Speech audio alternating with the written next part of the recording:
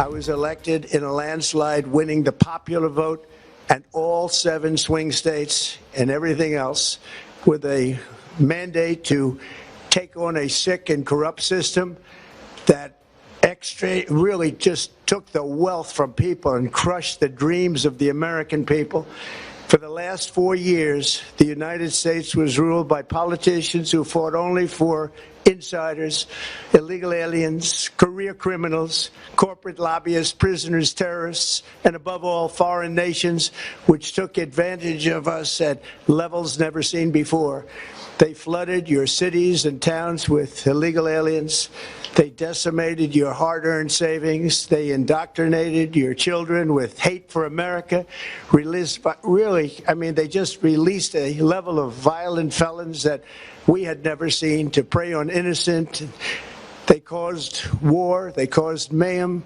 They caused a horrible situation all over the globe. But now you have a president who fights for the law-abiding, hard-working people of our country, the ones who make this nation run, who make this nation work. And after just 1 year, we have achieved more than anyone could have imagined. Jueves 18 de diciembre, ¿cómo están? Donald Trump hace un balance superlativo de su primer año de regreso al poder. Exagera sus logros en lo económico en un momento en el que los sondeos, eso sí, le sitúan en sus niveles más bajos de popularidad desde el mes de enero, principalmente por el alto costo de la vida en el país. Donald Trump, que ha abierto este discurso repitiendo muchas de las cosas que decía durante sus intervenciones públicas casi a diario. La cuestión de la migración, los desajustes de Joe Biden y de nuevo asegurando que en pocos meses Estados Unidos ha ido de lo peor a lo mejor gracias a sus deportaciones, al cierre estricto de fronteras o al uso de aranceles contra otros países. Donald Trump, que defiende sus logros en su discurso a la nación, asegurando que están haciendo funcionar el país.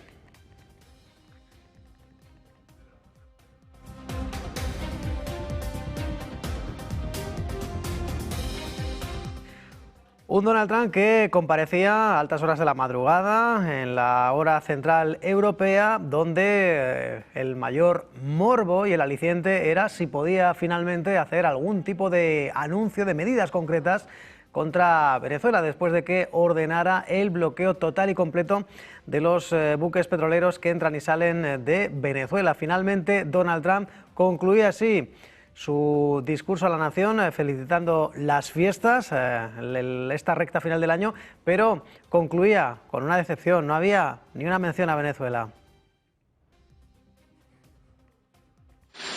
We are respected again like we have never been respected before.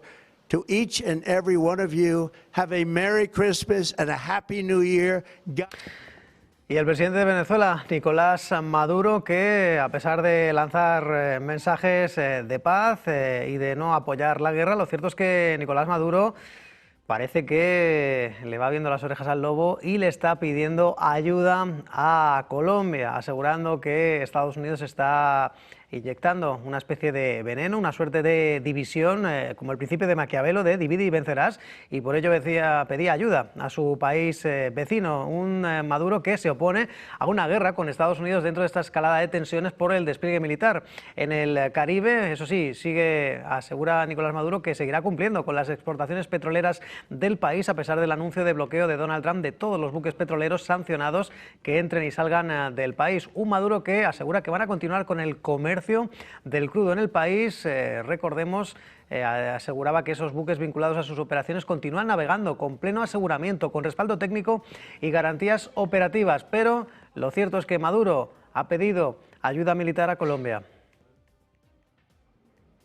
Mi llamado, ratificado con amor profundo de gran colombiano que me siento, al pueblo de a pie de Colombia, a sus movimientos sociales, a sus fuerzas políticas, a los militares de Colombia que conozco muy bien, los llamo a la unión perfecta con Venezuela para que nadie ose tocar la soberanía de nuestros países y para ejercer el dictamen de Bolívar de unión permanente y de felicidad. Y noticia de última hora, también ha ocurrido esta madrugada. El ejército estadounidense ha matado a 4 personas en un ataque a un presunto barco que transportaba drogas en el Pacífico Oriental. Y por orden del secretario de Defensa estadounidense, por Pete Hegseth, la inteligencia ha confirmado que este buque estaba transitado por una conocida ruta de narcotráfico en el Pacífico Oriental y estaba involucrado en operaciones del narcotráfico. Así lo ha asegurado el Comando Sur de Estados Unidos a través de su cuenta oficial en X. Un nuevo ataque a un presunto barco con drogas en el Pacífico Oriental en el que han fallecido al menos 4 personas. Y Donald Trump, en ese discurso a la nación, ha tenido sensibilidad con el ejército ante estas ofensivas, la posible ofensiva terrestre que todavía no se ha anunciado y que se esperaba anunciar esta madrugada, también la ofensiva marítima, y en ese sentido el presidente Donald Trump ha anunciado que más de 1.450.000 militares recibirán un pago de $1.776 antes de Navidad. Esa cifra, 1.776, no es casualidad, ya que es el año de fundación de los Estados Unidos. Un Donald Trump que describía esta iniciativa como un dividendo guerrero vinculado al año de fundación de la nación, asegurando que estos cheques ya se están distribuyendo. Trump, que señalaba que este anuncio llega tras un año de mejoras en el reclutamiento militar, y comparaba las cifras actuales con las bajas que se producían durante la administración Biden. Trump anuncia un dividendo guerrero para las tropas. Because of tariffs, along with the just passed One Big Beautiful Bill, tonight I am also proud to announce that more than 1,450,000, think of this, 1,450,000 military service members will receive a special, we call Warrior Dividend before Christmas, a Warrior Dividend in honor of our nation's founding in 1776. We are sending every soldier $1,776. Think of that. And the checks are already on the way. Nobody understood that one until about 30 minutes ago. We made a lot more money than anybody thought because of tariffs, and the bill helped us along. Nobody deserves it more than our military, and I say congratulations. Bueno, pues ha sido un discurso algo más escueto de lo que viene acostumbrando Donald Trump, en torno a 20 minutos, donde en este caso hacía referencias a sus logros económicos en apenas 11 meses en el poder, y de nuevo mucha carga y mucha crítica contra la anterior administración Biden, asegurando que ha habido una diferencia importantísima. Recordemos un Donald Trump que aseguraba que sus 11 primeros meses en el mandato han traído los mayores cambios positivos en la historia, subrayando que incluso los salarios están subiendo más rápido que la inflación. Un Donald Trump escueto que decía que heredó un desastre. 11 months ago, I inherited a mess, and I'm fixing it. Bueno, pues heredó un desastre, pero recordemos, en ese sentido también Donald Trump vendía sus logros económicos, asegurando que los salarios están creciendo más fuerte que la inflación y que todo está bajando, todos los precios están bajando, de los alimentos, de las tarifas eléctricas, menos los precios de las acciones. Un Donald Trump que aseguraba que heredó un desastre, que el país era el hazme reír, pero que ya no se burlan más. Deals ever made in our country was laughed at from all over the world, but they're not laughing anymore. Over the past 11 months, we have brought more positive change to Washington than any administration in America. Un discurso en el que ha hablado largo y tendido de muchos asuntos, pero no sobre Venezuela, a pesar de todo, y que se esperaba alguna medida más concreta sobre Venezuela. Lo cierto es que se han producido reacciones en las últimas horas. En ese sentido, el canciller venezolano Iván Gil ha informado que ha tenido una conversación telefónica con su homólogo chino, con Wang Yi, en la que han evaluado esas amenazas y agresiones contra Venezuela y los riesgos que se ciernen sobre América Latina y en el Caribe. Todo ello después de ese despliegue aeronaval de Estados Unidos en aguas caribeñas. Un Iván Gil que ha asegurado que China le ha mostrado su solidaridad y apoyo firme en la defensa de su soberanía, independencia y estabilidad, así como el respaldo a la Unión Regional y al derecho internacional. Y más reacciones, la de la presidenta mexicana Claudia Sheinbaum, que ha pedido a Naciones Unidas que asuma su papel para evitar un derramamiento de sangre ante la escalada de tensiones entre Estados Unidos y Venezuela. La mandataria azteca que comparecía desde el Palacio Nacional, donde, recordemos, después de ese bloqueo total que anunciaba Donald Trump contra petroleros sancionados que entran y salgan de Venezuela, y Sheinbaum, que de nuevo mostraba su postura en el ámbito de la política exterior mexicana, asegurando y reiterando que deben prevalecer los principios de no intervención, no injerencia extranjera, la autodeterminación de los pueblos y la solución de las controversias. Eso por un lado. Antes, de todas maneras, y por la situación, por la declaración de ayer del presidente Trump y la situación en Venezuela, reiteramos la posición de México, acorde con la Constitución, de no intervención, no injerencia extranjera, autodeterminación de los pueblos y solución pacífica de las controversias. Llamamos a que cualquier controversia internacional se utilice el diálogo y la paz y no a la intervención. Esa es nuestra posición por convicción y por Constitución. Esa debe ser siempre la posición de cualquier presidente de México. Más allá de las opiniones sobre el régimen de Venezuela, sobre la presidencia de Maduro, más allá de eso, la posición de México siempre debe ser no a la intervención, no a la injerencia extranjera, solución pacífica de los conflictos y diálogo por la paz. Y un llamado a Naciones Unidas que asuma su papel. No se le ha visto. Que asuma su papel para evitar cualquier derramamiento de sangre y que se busque siempre la solución pacífica de los conflictos. Esa es nuestra... Y el secretario general de Naciones Unidas, Antonio Guterres, que ha pedido moderación tras una nueva escalada entre Estados Unidos y Venezuela después de que Donald Trump anunciara ese bloqueo contra los petroleros venezolanos. El portavoz adjunto, Farhan Haq, ha asegurado que Guterres está centrado en evitar cualquier escalada adicional y ha instado a la inmediata desescalada de la situación. Y el presidente ruso Vladimir Putin ha criticado las revanchistas de los cerditos europeos que dice anhelaban el desmoronamiento de Rusia para despedazarla y quedarse con sus restos. Según el mandatario ruso, a pesar del estado actual de las relaciones con Europa, el diálogo entre las partes se restablecerá. Además, se ha mostrado convencido de que esto ocurra con otras élites europeas y en Europa y no las que gobiernan en la actualidad.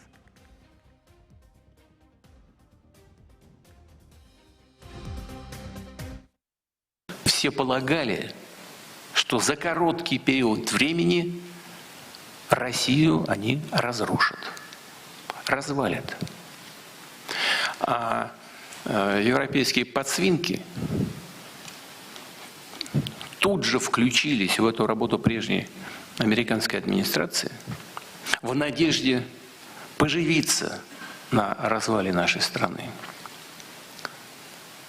вернуть себе что-то, что было утрачено в прежние исторические периоды, и попытаться взять реванш.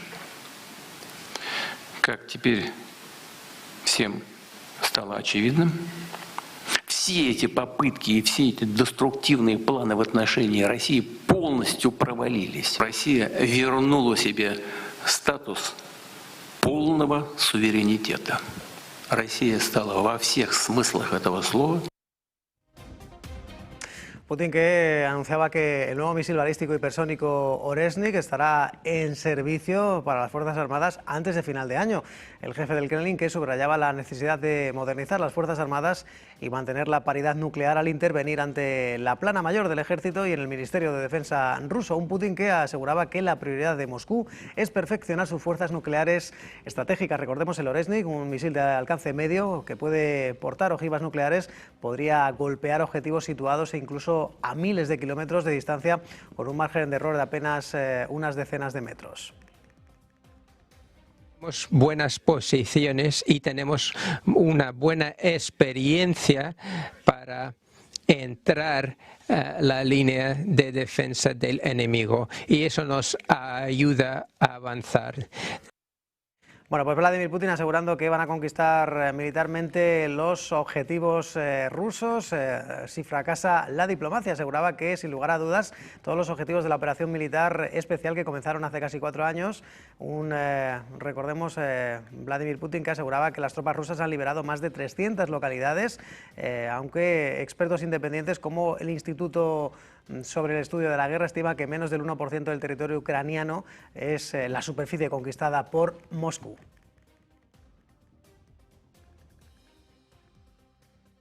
Y Volodymyr Zelensky, que asegura de nuevo que Vladimir Putin proyecta un 2026 como un año de guerra. Un Volodymyr Zelensky que continúa recabando apoyos en sus particulares visitas a algunos países de la Unión Europea, asegurando que el presupuesto y el proyecto de 2026 para Rusia pasa por seguir atacando sin piedad a Ucrania. Ми почули з Москви чергові сигнали, що наступний рік вони готують роком війни. І це сигнали не тільки для нас. Важливо, щоб партнери це бачили. І важливо, щоб вони не тільки бачили, а й реагували. Зокрема, партнери в Сполучених Штатах Америки, які часто кажуть, що Росія начебто хоче закінчити війну, але з Росії звучить зовсім інша риторика, інші сигнали. Y la presidenta de la Comisión Europea, Ursula von der Leyen, ha asegurado que desde la Unión Europea se deben de tener las garantías de seguridad para Ucrania, pero también para la Unión Europea, para poder tener todas las herramientas necesarias para poder librar una guerra híbrida como la que denuncia está haciendo Moscú. En ese sentido, asegura que los próximos días serán cruciales. No more important act of European defence than supporting Ukraine's defence. The next days will be a crucial step for securing this. It is up to us to choose how we fund Ukraine's fight.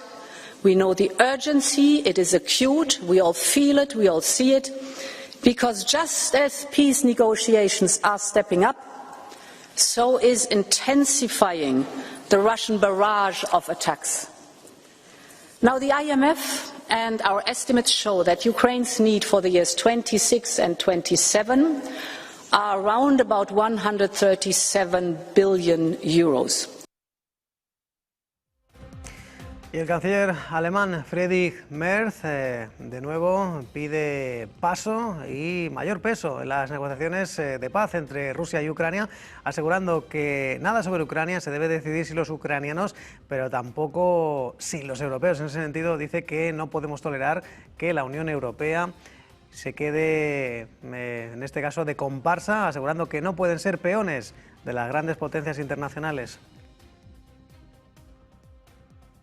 Ich will deswegen für die Bundesregierung sagen, wir, die Bundesregierung und auch ich persönlich, wir sind fest entschlossen, dass Deutschland nicht zum Opfer werden darf, nicht zum Objekt werden darf dieser Prozesse. Wir dürfen nicht dabei zusehen, wie die Welt neu geordnet wird.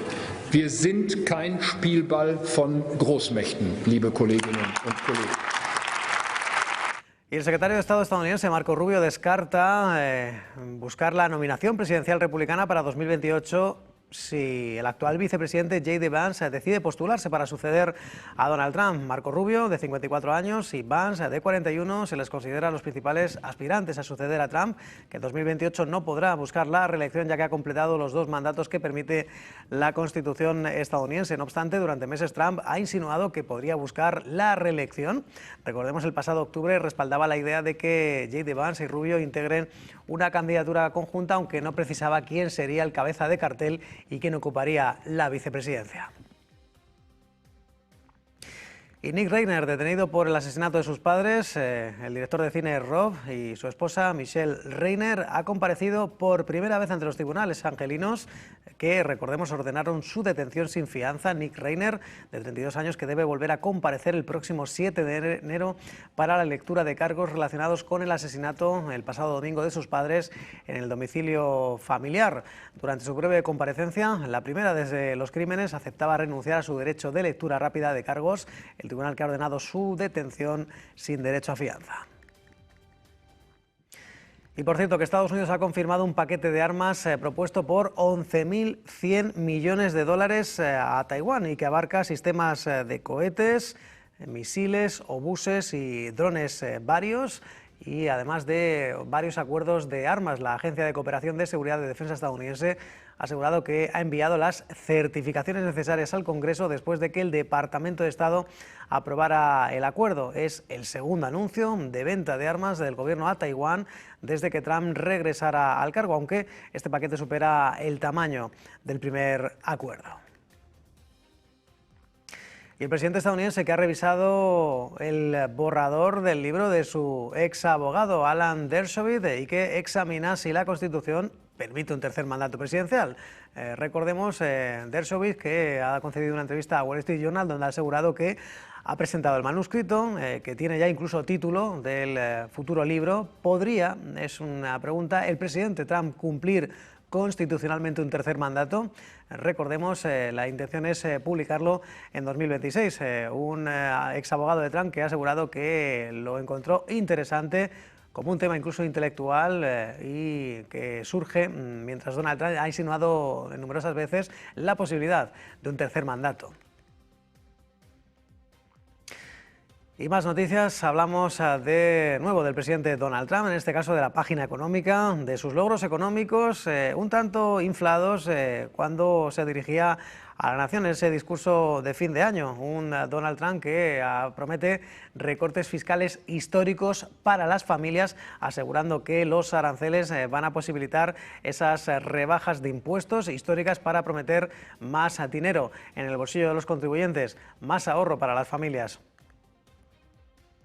Next year, you will also see the results of the largest tax cuts in American history that were really accomplished through our great, big, beautiful bill, perhaps the most sweeping legislation ever passed in Congress.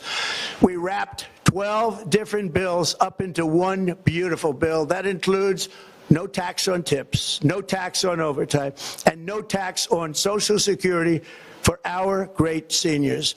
Under these cuts, many families will be saving between $11,000 and $20,000 a year, and next spring is projected to be the largest tax refund season.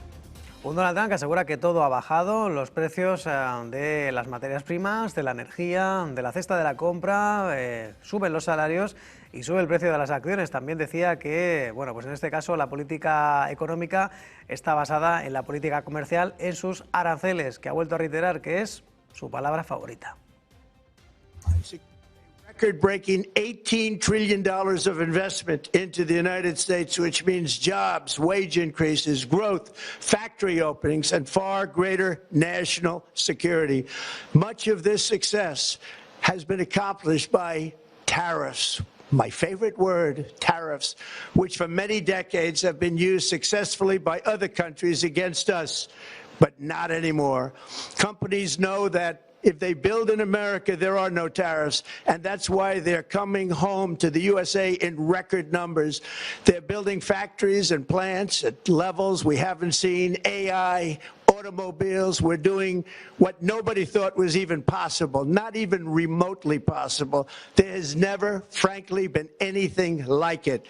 1 year ago, our country was dead. We were absolutely dead. Our country was ready to fail. Totally failed. Now we're the hottest country anywhere in the world, and that's said by every single leader that I've spoken to over the last 5 months. Un Donald Trump que, por cierto, se ha referido a la Reserva Federal. De nuevo ha tenido algún palo para el presidente Jerome Powell y ha asegurado que pronto anunciará al futuro presidente de la Reserva Federal, un candidato que dice cree en tipos de interés más bajos. Un Donald Trump que asegura que será un alivio para las familias, ya que los créditos hipotecarios bajarán aún más. Un Trump que decía que el nuevo año va a anunciar algunos de esos planes de reformas de vivienda más agresivos, dice, los más agresivos en la historia de Estados Unidos. I'll soon announce our next chairman of the Federal Reserve, someone who believes in lower interest rates by a lot, and mortgage payments will be coming down even further. Early the new year, and you will see this, in the new year I will announce some of the most aggressive housing reform plans in. Y el Consejo de Administración, Warner Bros., ha rechazado la oferta pública de adquisición, la OPA hostil de $108.000 millones de Paramount Skydance, advirtiendo a los accionistas que implicaba riesgos significativos.